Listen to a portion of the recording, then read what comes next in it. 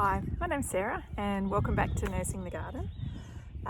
So hopefully you followed my first video where we were talking about how we propagated plants, but I thought that I would touch on how to grow successful strawberry plants. And so I've got with me today some 5 really great secret tips that all beginner gardeners should know about growing strawberries. So let's grab our gloves and let's get into it. Strawberries are fantastic plants for beginners to grow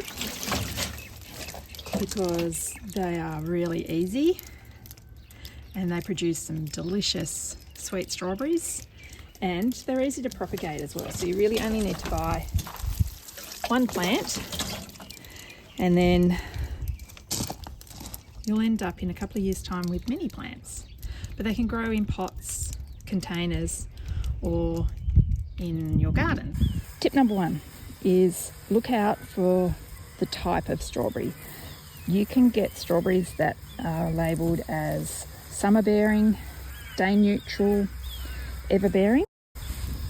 I like to look for ever bearing berries or strawberries because they're the ones that are going to give you a long, steady harvest over the summer period.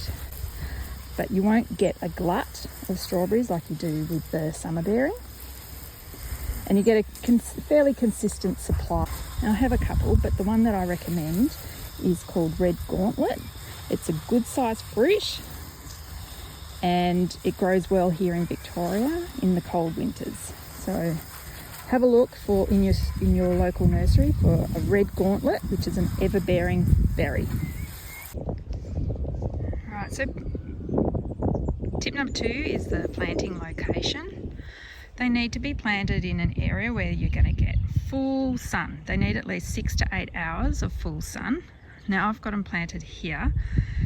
North is kind of that direction. And so they get a full day's worth of sun. There are no major shade trees around them. Now, interestingly with strawberries, it's the sun that makes them sweet. So they need the sun. They can't be in the shade. The other tip I would say is plant them close to your back door because then they've got a higher chance of coming inside. Spacing of strawberries is my tip number 2. Spacing for strawberries, the recommendation is about 30 to 40 centimetres, and I go to that because as you can see here, the strawberries are growing really close together. So as long as they're not overcrowded, that's the problem. When you get overcrowding, you get less production, and I talk a little bit about that in my previous video, so check that out. Then also planting depth. They don't need to be buried deep, you just plant them up to the crown. They don't have deep roots, so the hole doesn't need to be too deep. Tip number 5 is to make sure you've got your strawberry plants mulched. You can see in other parts of my garden I have used wood chips. That's what I like to use on my garden beds, particularly my ornamentals while they're establishing. But I also recommend using sugarcane mulch like I've got here, because that will break down and it's really great for the soil, and it will help keep the strawberries off the ground and protect them from rot.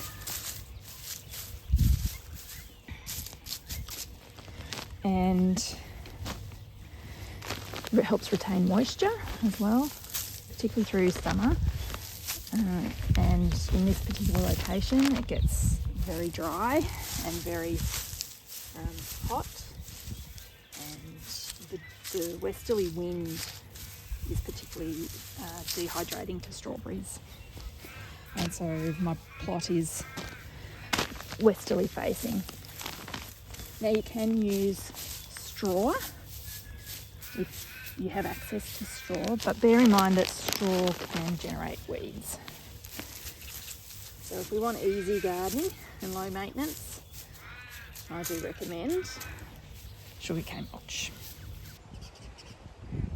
So I've had to come back and film my tip number 5 because I deleted it in error. But my tip number 5 is watering and fertilisation. Now today is actually a good demonstration. It's very windy. My site gets a lot of wind, and wind is very drying. So mulching has been addressed and the benefits of mulch. But in regards to watering is really important because while the strawberries are fruiting, they need lots of moisture. And so particularly during summer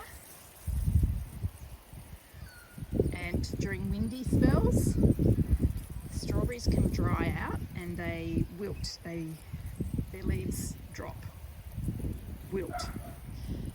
So we need to make sure that we keep the moisture levels up for them. And we also need to make sure that we don't overwater them because they don't like wet feet.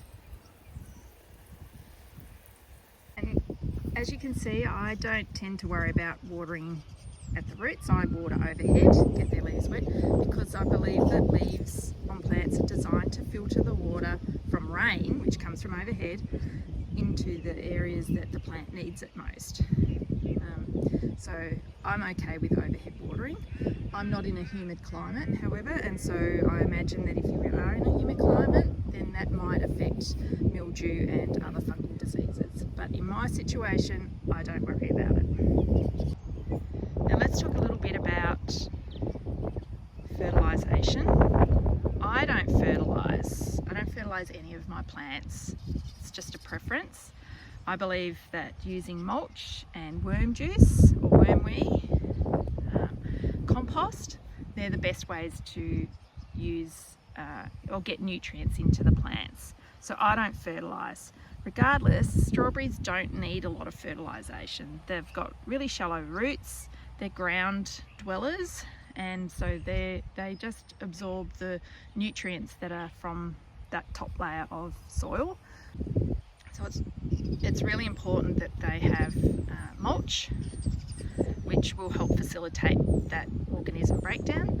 I also like to leave a lot of the strawberry leaves, and